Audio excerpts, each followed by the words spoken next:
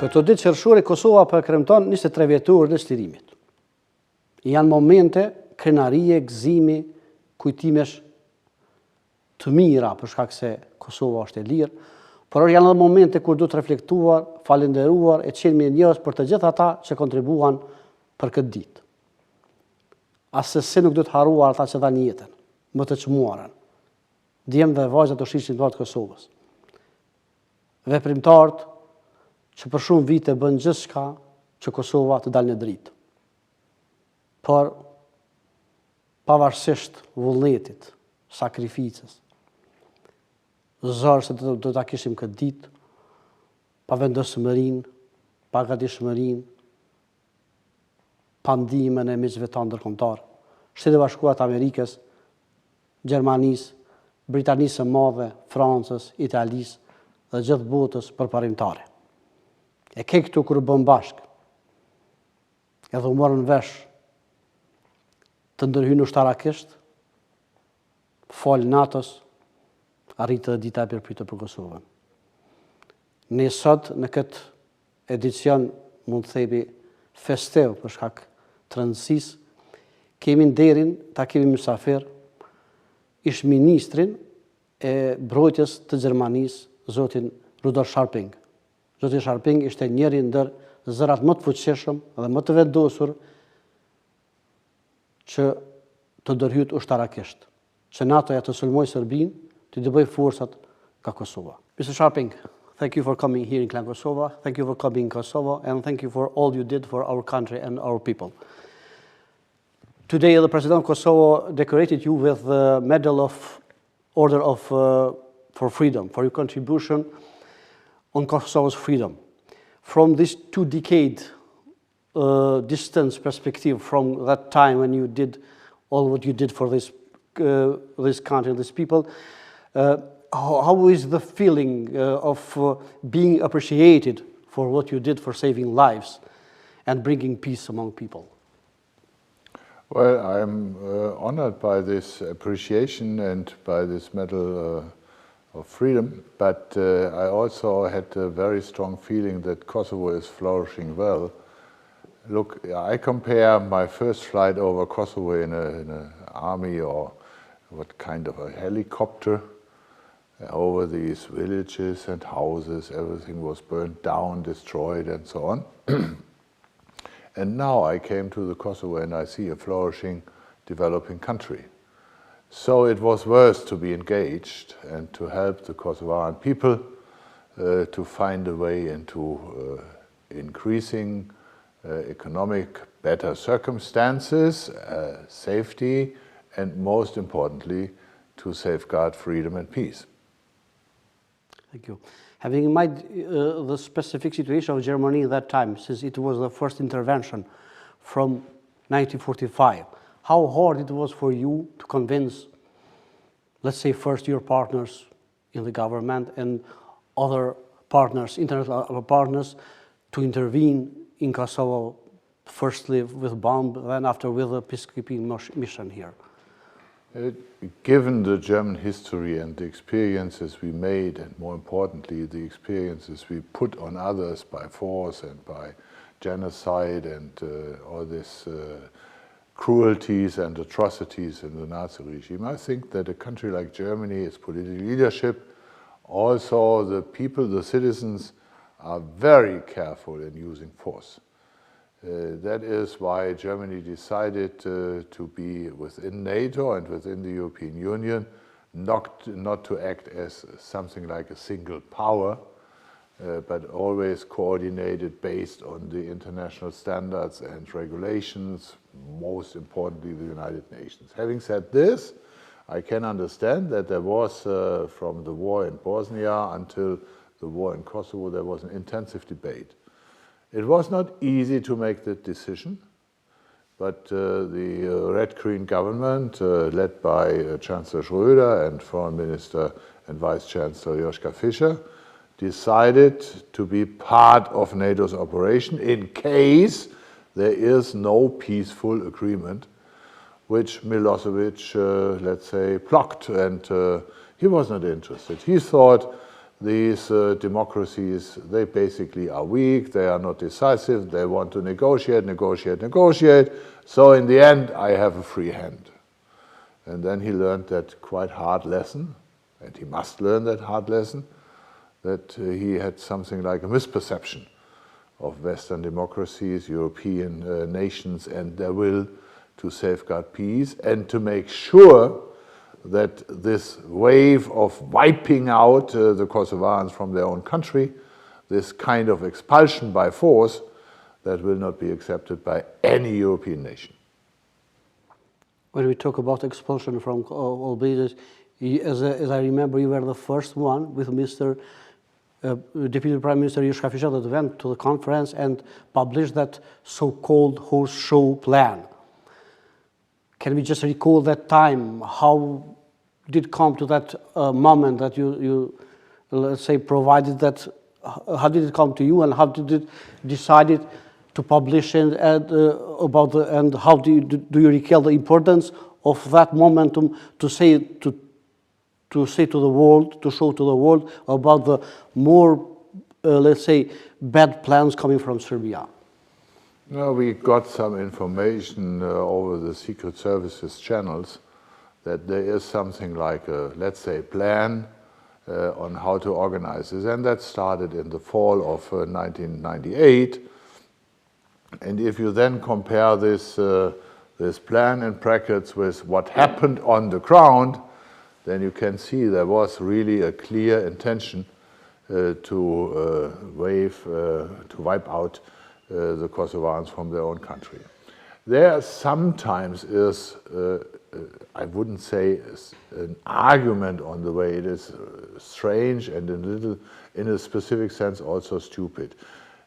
Critics of this war argued that until the beginning in March there were only 150,000 or some more fleeing the Kosovo. And then they said, but now there are more than 800,000. And my counter-argument or my counter-question is, why the hell, if they were fleeing NATO and so on, why did they flee to the West and not to the East? Yeah. But however, the very serious thing is, yes, it was a very tough decision to take. It was the first time that Germany was an active part in a warlike military operation, and that was an intensive debate within the German population, among the German citizens, but also within the parties, the Social Democrats and the Greens, and there also were some criticism. But in the end, look, I'm looking on the result, and the result proves we were on the right track and we did the right thing. So there's the opponents inside your party, inside your government, that somehow were skeptic about the intervention. How was their reaction after the war? After that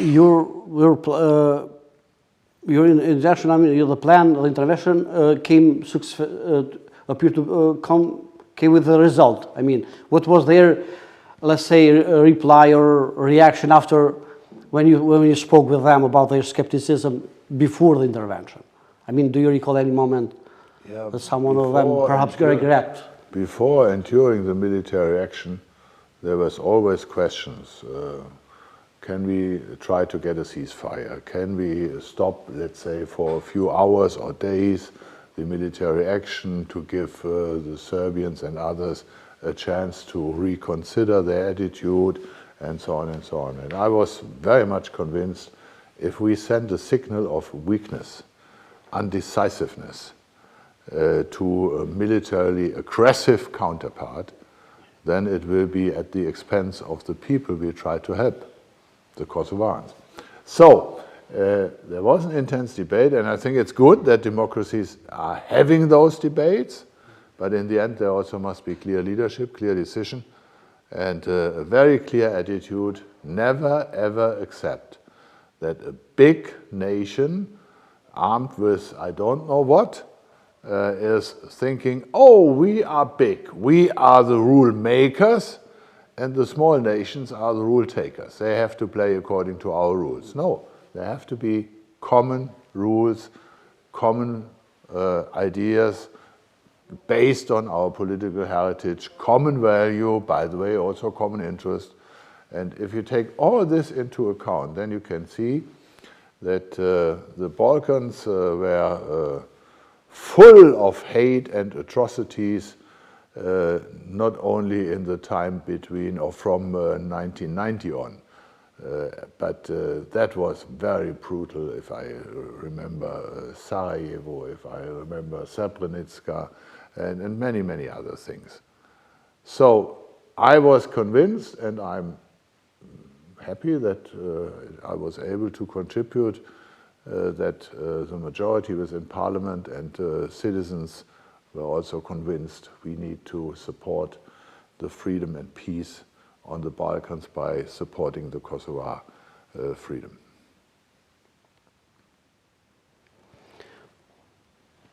There were 78 days of bombing. Yeah. Was this something unpredictable? I mean, have you, in the beginning, imagined that it is an operation that can last just 10 days, a month, or it was something that you somehow knew in advance that it can last 78 years? Days. Yeah, sure. There were members of parliament, journalists, others saying, how long can you give us a timetable? Can you say a date? Can you say I don't know what? And I always said, we are talking about objectives. We are not talking about timetables. And this air campaign will end the moment we have met our objectives. On the other hand, more, let's say, behind the curtain, confidentially, you also have to use different communication channels to make clear what is the expectation of NATO and the European Union, including Germany, what is maybe a peace agreement, and so on. That is why Germany, very close in line with the United States, started in the mid of May conversations with the Russians to find out how can we get a Security Council's resolution as a legal base to end that war and to make sure that Kosovo is a place at which people can live in peace and freedom. So this was started very confidentially, and we all know it worked. We were able to bring the Russians on board. But to avoid any kind of misunderstanding, that Russia with President Yeltsin on top and Defense Minister Marshal Sergeyev, that was completely a different Russia, uncomparable with the Russia of today, led by Mr. Putin and Mr. Shugoi and others, waging a war of aggression against Ukraine, according to the same ideology, if not to say the same idiotic and unhuman idea of we are big, we write the rules, you are small, you follow. That is the baseline from my perception, what is behind the aggression of Putin's Russia.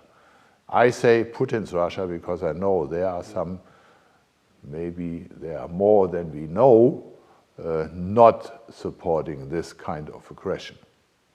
And we have to stop it, for sure. We have to stop it because if you give any kind of encouragement to this kind of military aggression, then you don't know where will it end. So what do you think? International response now, comparing to that one happening to case Kosovo, is that the same? Is the decisive level? I mean, or still in this case, are international factors in this case, EU and NATO and US? I mean, unique as were unified as they were in case of Kosovo. How is the situation now, comparing to the situation in Ukraine? So from my point of view, Russia of today and the aggression against Ukraine is not comparable to what we experience on the Balkans. and what the people on the Balkans, Kosovars and others, experienced by different wars, aggressions, and so on. Why? Here we have a nuclear weaponized superpower. We have a very intensive military campaign against the civil population. This we experienced in the Kosovo too, but it was not with heavy artillery and so on and so on. What I want to say is, given all these differences, we can see, to put it in a very simple way, the war of Russia, the aggression of Russia against Ukraine is something like a challenge for global security, for global supply chains and so on.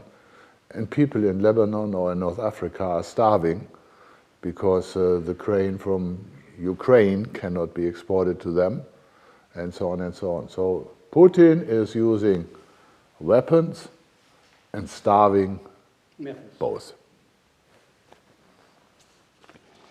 But Putin is comparing the situation in Kosovo, intervention of international community in Kosovo with the Russian intervention in Ukraine. He says that we have the same cases. I mean, according to him, there in Ukraine are people in some area that are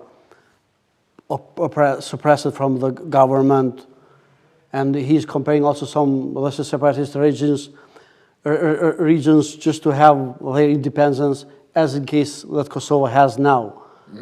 How do you comment his arguments? But if you comment every disinformation, then you lose focus. And we should not lose focus. That is simple, cynical disinformation. Nothing but this. No. So, nothing else to add. Russia is traditionally Serbia's ally, and nowadays. That's the reason, perhaps. Or the other way around, yes. Or the way around. Now, in this situation, Serbia is Russian ally, not putting also the sanctions as other countries did. In this case, I mean, how do you see is international community somehow having, let's say, a privileged respect or status toward the Serbia, letting him just after 4 months of war, not pushing Serbia to put the sanctions to Russia? How do you comment this kind of position from EU towards Serbia? Yeah, but look, from my point of view, the background is that the Balkans as a whole are on a good way of or path of development. There are nations close or even member of the European Union. They are members of NATO and so on. Everything I'm talking about was unthinkable 20 years ago. So there is a very important, substantial development. And now we have to make sure that other nations, other countries, other states can join this path of development by being integrated in Euro-Atlantic security structures, by being integrated in European institutions, by being supported economically, by cooperation, and so on and so on. So that's exactly what, for example, Kosovo is experiencing. So, having said this, I would argue that although Serbia is understood and acting as a close ally to Russia, Serbia is a country which needs or has to get a very clear message, and the German Chancellor gave that message in all bluntness and very clear. If you do not respect Kosovo and recognize Kosovo as an independent state, then you have no chance to be member in the European Union and to cooperate before you become member, to cooperate closer with the European Union. So there are situations in which a political leadership can try to balance everything, and okay, I'm talking to the Russians, I'm talking to the Chinese, I'm talking to the European Union, and. But sometimes you need to make a decision about your basic direction. And that's what Serbia and others need to do. Come on, frankly, we also have to talk to Romania, Bulgaria, Greece and others to make sure that they recognize Kosovo as a state. Not only handle it as if, but really recognize it. So can we say that this last Mr. Scholz's message was the most, let's say, decisive decision coming from EU toward Serbia for recognizing Kosovo? Yes, until now they always mentioned, in my opinion, the normalization of relationship between Kosovo and Serbia. Is this the first time, according to you, that any European leader, in this case Mr. Scholz, came and said clearly that it has to be, that normalization has to be the recognition of Kosovo independence? Yeah, sure. That was a very clear message, avoiding any misunderstanding, and I support it very much. Serbia's president, Aleksandar Vučić, reacted as somehow surprised from this kind of message coming from Mr. Scholz. How do you comment it? Is it really to expect from him to be surprised with this kind of request coming from Germany and other? The only thing I can imagine is that President Vučić was surprised by the clear public wording. I cannot imagine that he was surprised by the substance of the message, but by the wording. The message was provided to him. Maybe, I don't know. By the way, I also think it doesn't make any sense to speculate about this. The message is clear. Now we have to find step by step practical matters, and I know there are a lot of proposals on the table to find a way, as we did it in Germany in the end of the 1960s, in the beginning of the 1970s, step by step come to agreements which are reducing tensions and help to make the daily life of people we are working for better than it was before. I mean, if Serbia still asks for a compromise from Kosovo, what do you think? Is there any space for Kosovo to make any compromise towards Serbia to have the recognition in response? In my life, I made one experience. If you want to come to a compromise between conflicting interests, standpoints, whatever, then you better don't talk about it in public. You need to create a negotiation table and a negotiation room and a space. And I know that the Kosovo government, your president, your prime minister, others are working hard on this. And that's okay. That's very good. We have simultaneously two processes dealing with the Western Balkan region. One that is initiated from the heart of European Union is the called Berlin process that aims to put all the 6 countries, Balkan countries, in path toward European integration. But we have also another initiative coming from inside the region with Serbian and, let's say, Albanian sponsorship, but which is refused from Kosovo to be part of it. It is this Open Balkan initiative. Do you have any comment? How do you see, are this the same path initiatives, or perhaps one is obstacle for other in this path? Now, from my point of view, it's very interesting to see that there are different initiatives, although some of them are not accepted by, for example, Kosovo. But there are different initiatives, and the political wisdom and political leadership, I hope, is strong enough to find out the different elements and to make a good picture out of these different elements. A good picture means pave the way that the nations recognize each other, that they cooperate economically, culturally, and socially, that they exchange people, young people especially, that they help each other. That sounds like a childish vision, but it's possible. Don't forget, in the early 1950s, it was Robert Schuman who also had this so-called childish vision, a cooperating, peaceful Europe, not enemies but partners. It worked, and that is very attractive, and I guess that's one of the main reasons why Kosovo wants to be part of the European Union. Yes. So there is a perspective. It might be very hard, very tough, and will take a lot of time, patience, but most of it, a lot of political leadership to make that sure and to make that happen, but I think it's possible. So we are now in 23rd anniversary of liberation, of peace, but just after those years, 2 decades more, we are the only country, the Kosovo citizens are the only people in Europe without possibility of moving without visa liberalization. European officials needs to be changed, the sooner the better. European officials say that Kosovo fulfilled all the conditions. That's why I say it needs to be changed, the sooner the better.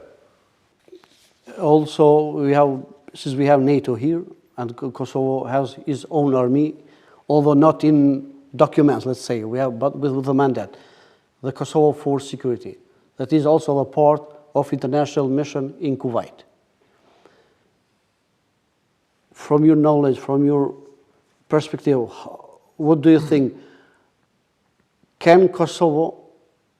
are the chances of Kosovo to be part of NATO in this new circumstances when you have this aggression, Russia aggression, and this mobilization of NATO to stop this expansion? And how are the chances of Kosovo now to have more faster path toward NATO?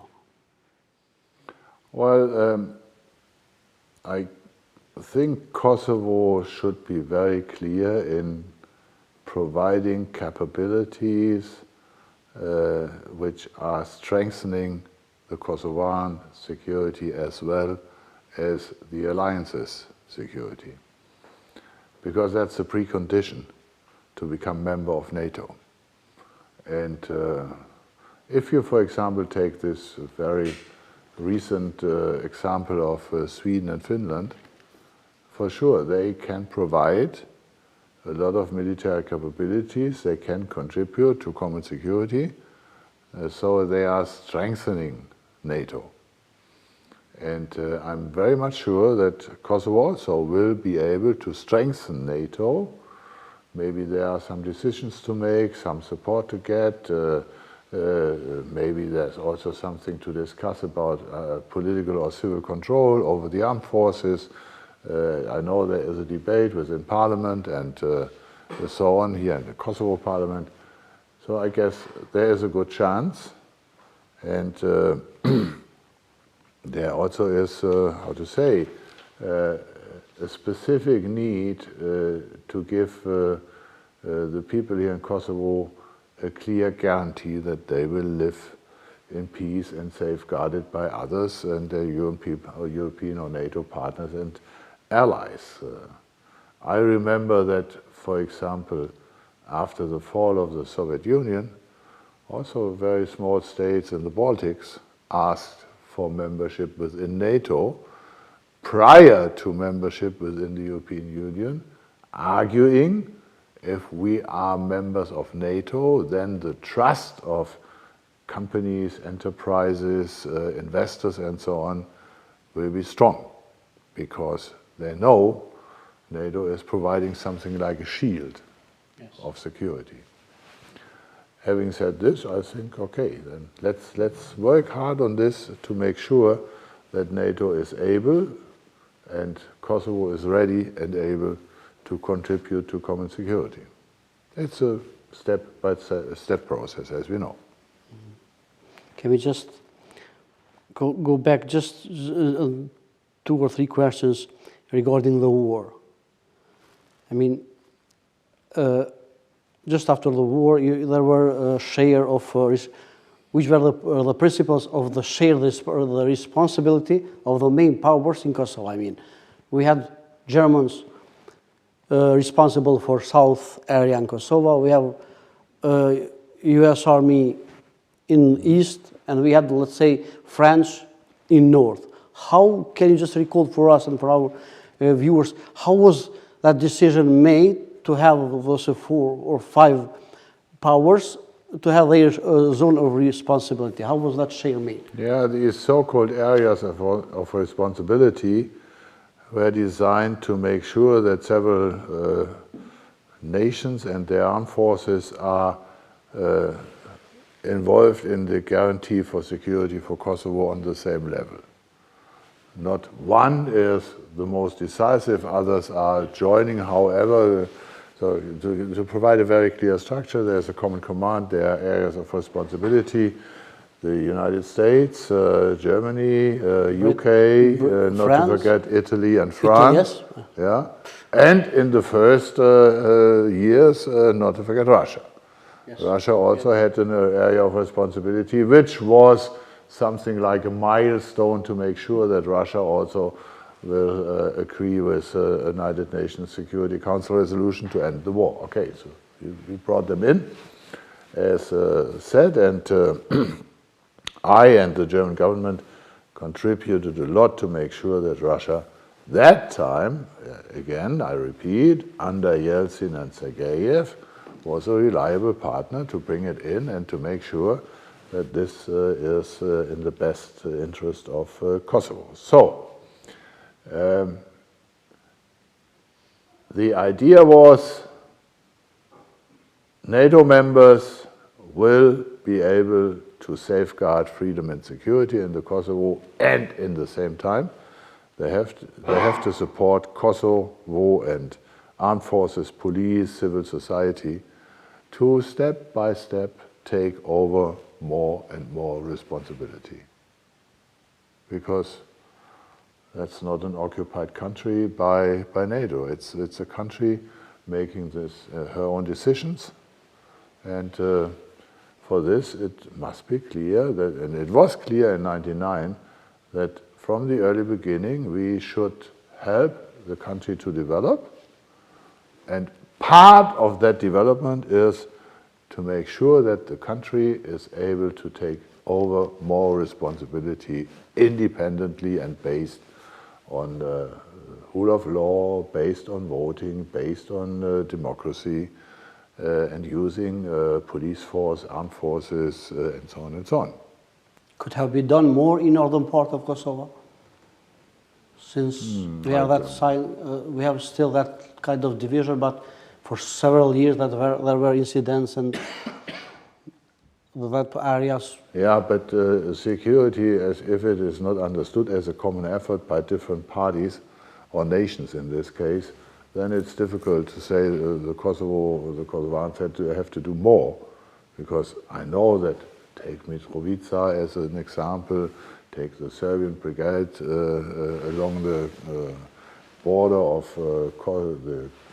between Kosovo and Serbia, so there's still a lot to do, but the situation is far better than it has been in 1999 or 2000.